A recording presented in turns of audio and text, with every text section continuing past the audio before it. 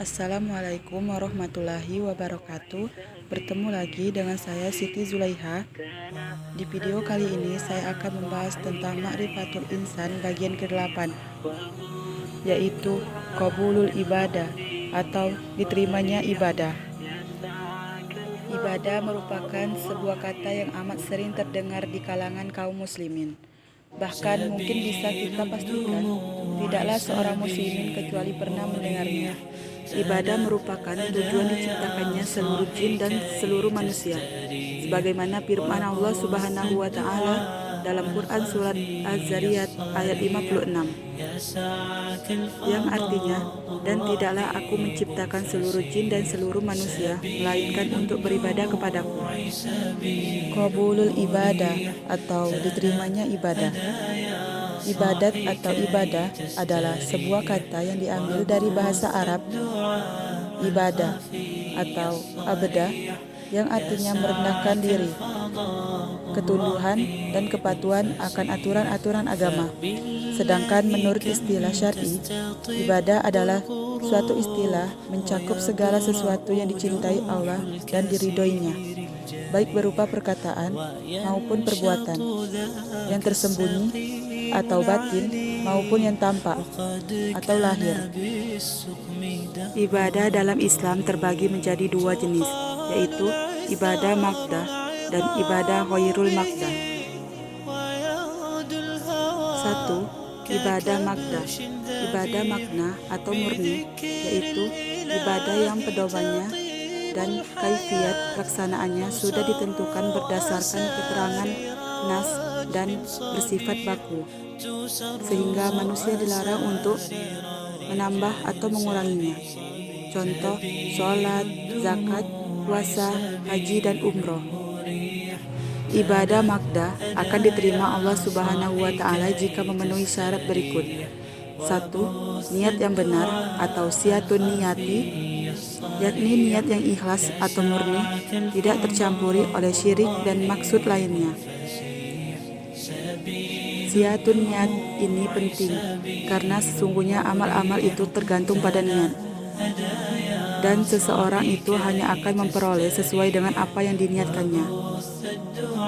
2. Disyariatkan oleh Allah Ta'ala dan Rasulnya. 3. Tata cara pelaksanaannya sesuai dengan ketentuan dan contoh dari Rasulnya. Jadi, seorang muslim harus melaksanakan segenap peribadatan dengan mengikuti ketentuan-ketentuan yang disyariatkan oleh Allah Ta'ala dan mengikuti cara yang diridhoinya.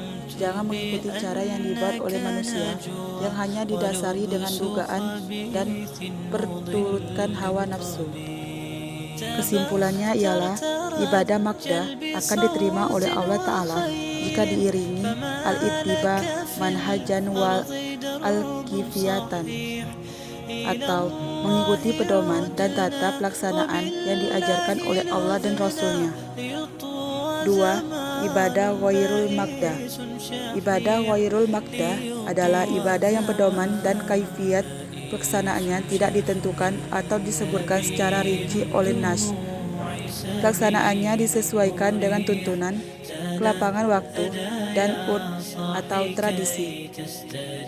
Salah satu contoh yaitu menyantuni fakir miskin adalah ibadah, tetapi nas tidak menentukan bagaimana menyantuni fakir miskin itu secara rinci, kecuali berupa pedoman dan arahan umum. Ibadah ghairul maqdah ini akan diterima oleh Allah Ta'ala jika memenuhi syarat berikut. 1. Ibadah tersebut diiringi niat yang ikhlas atau ikhlasun niat. Hal ini telah dijelaskan sebelumnya. 2. Ibadah tersebut adalah amal yang baik atau al-amalus salih, yakni perbuatan-perbuatan yang sesuai dan tidak bertentangan dengan akidah dan syariat Allah Ta'ala.